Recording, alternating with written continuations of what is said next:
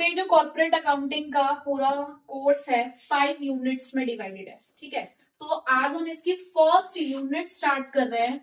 तो यूनिट 1 हम आज स्टार्ट कर रहे हैं, जिसके अंदर हम लोग शेयर्स और डिवेंचर्स के बारे में पढ़ने वाले हैं, और शेयर्स में भी इक्विटी और प्रेफरेंस शेयर्स दोनों के बारे में पढ़ेंगे, ठीक है।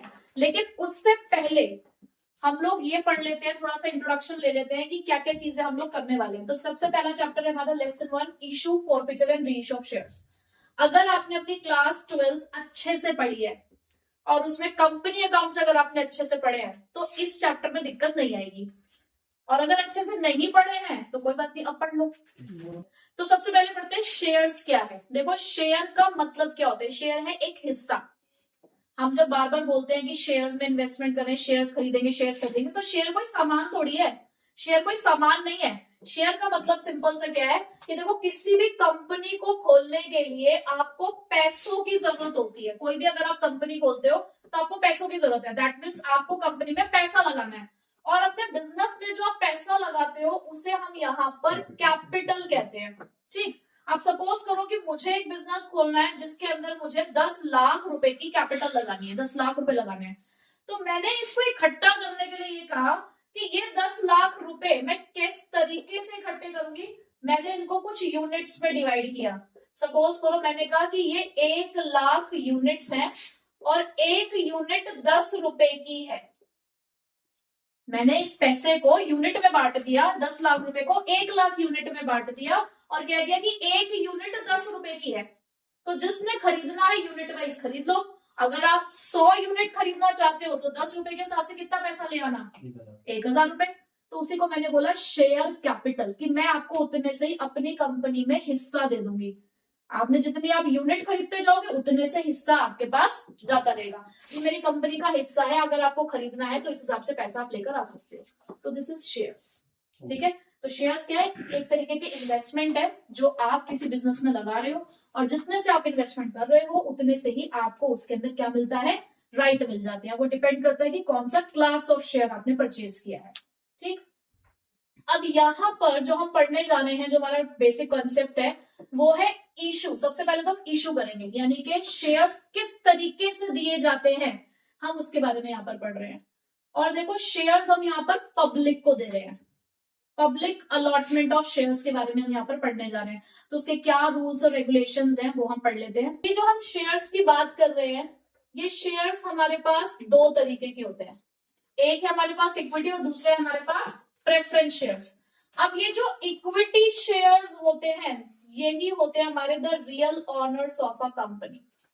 जैसे कि आपने अपने बिजनेस में लोगों से पैसा इकट्ठा किया, तो कुछ पैसा तो ऐसा था जो आपके खुद के पेरेंट्स ने लगाया, कुछ पैसा ऐसा था जो आपने रिश्तेदारों से लिया, कुछ पैसा ऐसा था जो आपने बाहर वालों से लिया, किसी फाइनेंस कंपनी से ले लिया, बैंक से ले लिया, ठीक है। अब जब कल को तुम अपना बिजनेस बंद करने जाओगे या तुम्हारे साथ कोई भी मिस हैपनिंग होगी, बिजनेस में लॉसेस होंगे, तो कौन होगा जो सबसे पहले तुम्हारे दरवाजे पे आकर खड़ा होगा पैसे मांगने के लिए? कौन होगा भैया? बाहर वाला। अच्छा, बाहर वाला। मैं भी 3 लोगों से पूछ रही हूँ, पेरेंट्स, रिश्तेदार और बाहर वाले। कौन आएगा पहले? पहले बाहर वाले आएंगे।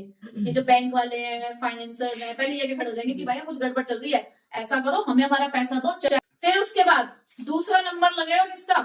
रिश्तेदारों का। क्योंकि अगर रिश्तेदार पहले आप ही गया, उसे समझा बुझा के फिर भी भेज देंगे, यार तुम भी ऐसे करोगे तो कैसे काम चलेगा, लेकिन वो आएंगे जरूर। और उसके बाद अंत में जो पेरेंट्स हैं, एक बार को शक्ल वो भी देखेंगे तुम्हारी। कुछ बच गया हो बाहर वालों को देके, रिश्तेदारों को देके, तो बेटा यहाँ इन्वेस्टमेंट तुम्हारे घर वालों ने भी कर रखी है, कुछ इन्हें भी दे दो। और तुमने कह दिया कि नहीं जी, जेब फट चुकी है पूरी, कुछ पैसा नहीं बचा है, तो क्या वो तुम्हें कुछ कहेंगे? कुछ नहीं कहेंगे, वो चुपचाप बैठ जाएंगे। बिल्कुल यही हाल होता है यहाँ पर भी। जब आप कंपनी में पैसा लगा रहे होते हो तो आपने कुछ पैसा बाहर वालों से भी लिया है, तो जब कल को आपकी कंपनी बंद होगी तो सबसे पहले बाहर वालों का पैसा दोगे, डिवेंचर्स का पैसा दोगे, बैंक लोन दोगे, पब्लिक डिपॉजिट दोगे। उसके बाद लाइन में खड़े होते हैं प्रेफरेंस शेयर्स वाले। आपको इन्हें पैसा देना पड़ेगा। इनको पैसा देने के बाद बिल्कुल लास्ट में इक्विटी वालों को पैसा देते हो। वो भी कब दोगे? अगर बचेगा तो दोगे, नहीं बचेगा तो नहीं दोगे, ठीक है। अब कोई बंदा आपके बिजनेस में पैसा लगा रहा है तो कुछ उसका मोटिव होगा ना, कुछ इंटरेस्ट होगा उसका, क्यों लगा रहा है पैसा? रिटर्न चाहिए ना। अगर आपने बैंक से लोन ले रखा है तो बदले में उन्हें क्या दे देते हो आप? इंटरेस्ट। शेयर्स में जब आप पैसा लगाते हो तो बदले में क्या मिलता है? डिविडेंड। क्या मिलता है? डिविडेंड। अब डिविडेंड दिया कहां से जाता है? प्रॉफिट में से। डिविडेंड कहां से दिया जाता है? प्रॉफिट में से। अब जब आप प्रॉफिट में से डिविडेंड दे रहे होते हो तो उसमें भी सबसे पहले ये आगे खड़े होते हैं इक्विटी वाले, पहले हमें दो, फिर इनसे अगर देने के बाद प्रॉफिट बच जाता है तो इक्विटी वालों को मिलता है। सपोज करो अगर प्रॉफिट बचा ही नहीं, इनके बाद ही खत्म हो गया, तो इक्विटी वालों के हाथ कुछ नहीं लगता।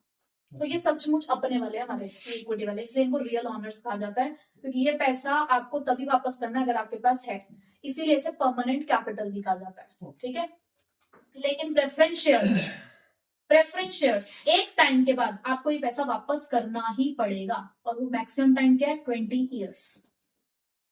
20 साल के बाद, मैक्सिमम 20 साल तक आप प्रेफरेंस शेयर्स ले सकते हो, उसके बाद आपको पैसा वापस करना ही है। ठीक है, दूसरी चीज, अब क्या है डिफरेंस फॉर इक्विटी और प्रेफरेंस वाले में? तो हम ये कह सकते हैं कि प्रेफरेंस शेयर्स वो शेयर कैपिटल होती है जो शेयर होल्डर्स को 2 प्रेफरेंशियल राइट देती है। क्या देती है? 2 प्रेफरेंशियल राइट्स। और वो प्रेफरेंशियल राइट्स कौन कौन से हैं? सबसे पहला, रीपेमेंट ऑफ कैपिटल, कि जब भी बिजनेस का लिक्विडेशन होगा, जब भी आपका बिजनेस बंद होगा, तो इनको पैसा मिलेगा। किससे पहले मिलेगा इनको पैसा? इक्विटी वालों से पहले पैसा इन्हें मिलेगा। दूसरा, फिक्स्ड रेट ऑफ डिविडेंड मिलता है इन्हें। फिक्स्ड रेट ऑफ डिविडेंड, वो भी before the payment to equity shareholders, यानी कि जब डिविडेंड डिस्ट्रीब्यूशन की बारी आ रही होगी तो भी इक्विटी वालों से पहले डिविडेंड किसको मिलेगा? इन्हें मिलेगा। भाई तुम सब कुछ इन्हें ही दे रहे हो, तो वो बेचारे कौन है? उनको कुछ तो दे दो। तो इनको 2 मेन चीज देते हैं हम। क्या? इनको भी 2 चीजें मिलती है। क्या? एक तो इनको मिलता है वोटिंग राइट, जो प्रेफरेंस वालों के पास नहीं होता। प्रेफरेंस वालों को कोई वोटिंग राइट नहीं दिया जाता। दूसरा, मैनेजमेंट में पार्टिसिपेट भी यही कर सकते हैं, यानी कि जब मैनेजमेंट में डिसीजन मेकिंग होती है तो डिसीजन मेकिंग में पार्टिसिपेशन भी इनका ही है। आपके घर वालों ने अगर बिजनेस में पैसा लगाया, आपकी जिंदगी में वो इन्वेस्टमेंट कर रहे हैं, तो आपकी जिंदगी के डिसीजन भी वो ले रहे हैं, रिश्तेदार नहीं ले रहे हैं, वो सिर्फ इन्फ्लुएंस कर रहे हैं। असल जो मसला है वो इधर ही है, इन्हीं के पास सारे राइट है ना। ऐसी कंपनी के अंदर भी है, क्योंकि हमारे अपने वाले हैं, तो इन्हीं को हमने वोटिंग राइट दिया, इन्हीं को हमने पार्टिसिपेट करने का राइट दिया मैनेजमेंट में, इनको ये 2 राइट नहीं दिया हमने। ठीक है, तो 2 इनके पास हो गए, 2 इनके पास हो गए। इस तरीके से ये शेयर्स हमारे बिजनेस के अंदर चलते हैं। ठीक है, अब इक्विटी के तो हमारे पास फर्दर और कोई क्लासिफिकेशन नहीं है, लेकिन प्रेफरेंस वालों के क्लासिफिकेशन हमारे पास है। ठीक है, तो वो देख लेते हैं। अब नेक्स्ट है टाइप्स ऑफ प्रेफरेंस शेयर्स। हमारे पास 4 कैटेगरीज हैं प्रेफरेंस शेयर्स की। सबसे पहले कैटेगरी है क्यूमुलेटिव एंड नॉन क्यूमुलेटिव। तो क्यूमुलेटिव एंड नॉन क्यूमुलेटिव। अब क्यूमुलेटिव का मतलब क्या होता है? इकट्ठा करना। देखो हमने अभी पढ़ा कि प्रेफरेंस शेयर्स वालों को जो डिविडेंड है वो जरूर मिलता है, जरूर मिलेगा, लेकिन कब मिलेगा? जब प्रॉफिट होता है तो मिलता है। पर अगर कभी प्रॉफिट नहीं हुआ तो क्या होता है? एरियर्स में चला जाता है। एरियर्स मतलब आउटस्टैंडिंग। अगर आपने क्यूमुलेटिव प्रेफरेंस शेयर्स दिए हैं, तो सपोज करो अभी आपको, सपोज करने के लिए कहा सकना है, ठीक है, 2022 में हमें लॉस हो गया। अब भाई लॉस हो गया तो डिविडेंड नहीं मिलेगा, प्रेफरेंस वालों को ही नहीं मिलेगा, तो इक्विटी वालों का तो मतलब ही नहीं है। ठीक है, तो अगर क्यूमुलेटिव वाले होंगे तो वो कहेंगे एरियर में डाल दो। ठीक, फिर 2023 में आपको प्रॉफिट हो गया, तो अब क्या होगा? करंट ईयर का तो आपको मिलेगा ही मिलेगा डिविडेंड, प्लस पिछले साल का भी मिलेगा। ठीक है, यानी कि आउटस्टैंडिंग में डाल देते हैं। क्यूमुलेटिव मतलब क्या? इकट्ठा करते रहते हैं, जब तक प्रॉफिट नहीं हो जाता सफिशिएंट तब तक वो डिविडेंड इकट्ठा होता रहता है और फिर मिल जाता है। जैसे जैसे प्रॉफिट आता रहता है वैसे वैसे डिविडेंड मिलता रहेगा। बट अगर आप नॉन क्यूमुलेटिव में थे तो भाई उसी साल मिलेगा जिस साल प्रॉफिट होगा, कोई इकट्ठा नहीं होगा। उसी साल का सर, कोई इकट्ठा नहीं होगा। जिस साल लॉस होगा फिर उस साल प्रॉफिट नहीं मिलेगा। ठीक, उसके बाद कन्वर्टेबल और नॉन कन्वर्टेबल। अब क्या है कि यार आप नहीं चाहते कि कंपनी से हमारा टच छूटे। अब क्या हुआ कि आपने प्रेफरेंस शेयर्स कुछ सालों के लिए खरीदे थे, अब जब कुछ सालों के लिए खरीदे तो उसके बाद आपको क्या करना पड़ेगा? उनका पैसा वापस करना पड़ेगा। तो आप उन्हें ये ऑप्शन दे देते हो कि एक काम करो, आप अपने प्रेफरेंस शेयर्स इक्विटी में भी कन्वर्ट कर सकते हो, डिबेंचर्स में भी कन्वर्ट कर सकते हो, अगर आपने कन्वर्टेबल परचेज किया तो। और अगर आपने कन्वर्टेबल नहीं किया तो वो कौन से वाले? Non convertible. इसका मतलब फिर आप कन्वर्ट नहीं कर सकते। और जरूरी नहीं है कि सारे ही कन्वर्ट करो, आप ऐसा भी कर सकते हो कि कुछ कन्वर्ट कर लिए, कुछ कन्वर्ट नहीं किए। ठीक है, पार्टिसिपेटिंग अब उन्होंने किस चीज में कहा है? आपको प्रॉफिट हुआ, सपोज करो 1 लाख का आपको प्रॉफिट हुआ, ठीक है। आपने क्या किया, सबसे पहले इस 1 लाख में से 10,000 रुपए प्रेफरेंस वालों को दिए, क्योंकि उनको 10% से क्या जाता था, डिविडेंड जाता था। 10,000 से उनको उनका डिविडेंड दे दिया। अब 10,000, अब 1 लाख में से 10,000 कट गए, कितना बचे, 90,000। अब इस 90,000 में से इक्विटी वालों को देने के लिए हमें 50,000 चाहिए थे, तो 90 में से 50 उनके पास चले गए, कितने बचे, 40। अब ये जो 40,000 का आपके पास प्रॉफिट बचा है, कहने को तो इस पे राइट सिर्फ और सिर्फ इक्विटी वालों का है, सिर्फ इक्विटी वालों का। लेकिन अगर आपने पार्टिसिपेटिंग प्रेफरेंस शेयर्स परचेज किए हैं, पार्टिसिपेटिंग वालों में पैसा लगाया है, तो आपको उस बचे हुए प्रॉफिट में भी पार्टिसिपेट करने का राइट मिल जाएगा। यानी कि जो सरप्लस प्रॉफिट है उसमें भी प्रेफरेंस वालों का राइट आ जाएगा, अगर आपने पार्टिसिपेटिंग वाले लिए हैं तो, ठीक है, मतलब पार्टिसिपेटिंग वाले इश्यू करें तो। बट अगर आपके वही नॉन पार्टिसिपेटिंग है तो बचे हुए प्रॉफिट पे सिर्फ और सिर्फ इक्विटी वाले का ही राइट है। 50,000 भी इक्विटी वाले का होगा, 40,000 भी अगर नॉन पार्टिसिपेटिंग है, ठीक है। और रिडीमेबल और इरिडीमेबल की अगर हम बात करें तो रिडीमेबल प्रेफरेंस शेयर्स वही होते हैं जिसको एक टाइम के बाद आपको वापस करना है। इरिडीमेबल मैंने आपको बताया जो लाइफ टाइम तक होते हैं, लेकिन हमारे पास अमेंडमेंट है 1988, रिडीमेबल डिबेंचर्स इशू करना अलाउड नहीं है। Companies amendment act 1988 prohibits the issue of irredeemable preference shares. इसीलिए याद है मैंने आपको स्टार्टिंग में बताया था कि सिर्फ मैक्सिमम 20 साल के लिए आप प्रेफरेंस शेयर्स को इशू कर सकते हो। तो इरिडीमेबल वाला कॉन्सेप्ट क्या हुआ, ये भी तो फिक्स पीरियड हो गया कि ज्यादा से ज्यादा सिर्फ आप 20 साल तक के लिए ही इशू कर सकते हो, ठीक है। अब इशू ऑफ शेयर्स, अब भाई देखो तुम मार्केट में कोई सामान बेचने के लिए जाओगे, तुम अपने मन में रख के बैठो मुझे सामान बेचना है, मुझे सामान बेचना है, तो बिक जाएगा क्या? पहले पब्लिक को बताना तो पड़ेगा। आपके घर में अगर कोई सेकेंड हैंड मतलब सोफा आपके घर में आपको बेचना है, तो उसके लिए कभी तो एडवर्टाइजमेंट डालोगे, किसी को तो बताओगे, अड़ोस पड़ोस मोहल्ले वालों को भी बताओगे कि आपके पास एक सोफा है, अगर आपको खरीदा तो खरीदो। यानी कि किसी के कानों तक तो आवाज जान देनी पड़ेगी ना। अब यहाँ पर भी ऐसे ही होता है, एक कंपनी अपने शेयर्स इशू करना चाहती है तो उसे क्या करना पड़ेगा, पब्लिक को बताना पड़ेगा। तो वो बताने के लिए हमारे पास एक चीज है जो हम फैलाते हैं सारे में, जिसका नाम है प्रोस्पेक्टस। अब किसी को अगर शादी में बुलाना होता तो शादी का कार्ड बांटते फिरते हो ना, बताने के लिए कि भाई आना है और खाली हाथ नहीं आना। ऑफ कोर्स शादी में आओगे तो खाली हाथ क्यों ही आओगे।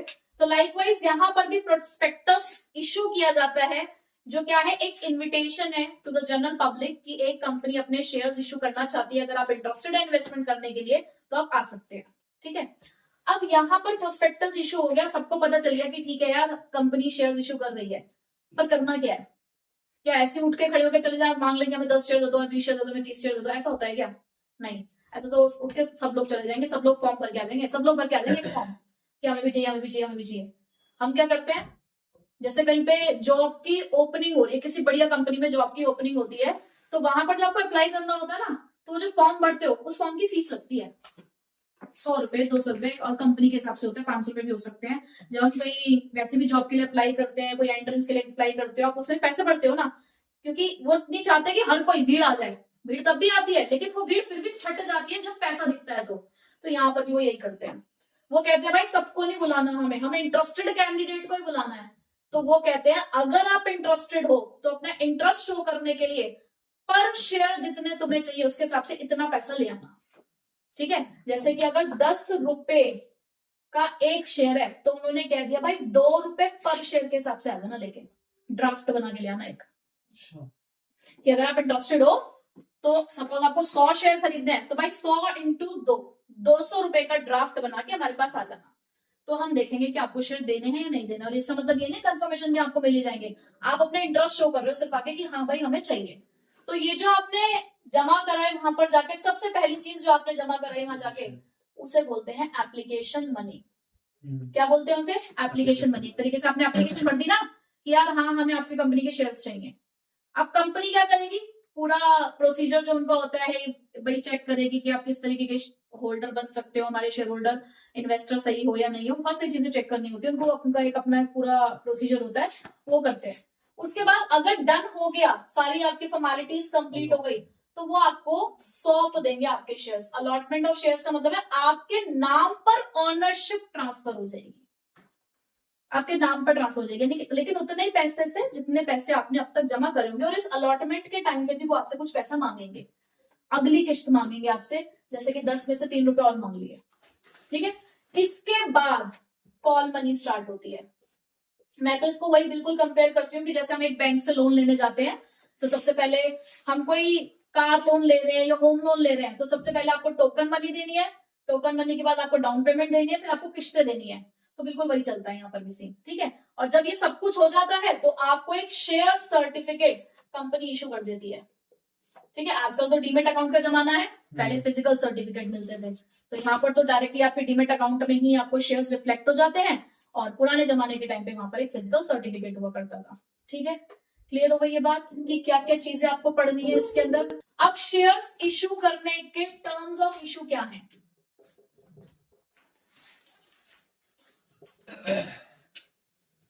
अब हम पढ़ रहे हैं टर्म्स ऑफ इशू।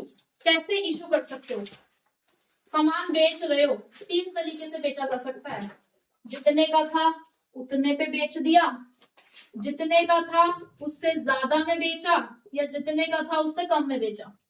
लेकिन शेयर्स के अंदर अलाउड नहीं है कि आप कम में शेयर बेच सको, ठीक है। तो सबसे पहले पार का मतलब क्या होता है? पार का मतलब होता है जितने की आपकी फेस वैल्यू है। देखो, एक होती है फेस वैल्यू और एक होती है इशू प्राइस, ठीक है। अब जैसे कि मेरे हाथ में ये एक नोट है, इसके ऊपर एक वैल्यू प्रिंटेड है। कितने रुपए प्रिंटेड है इस पे?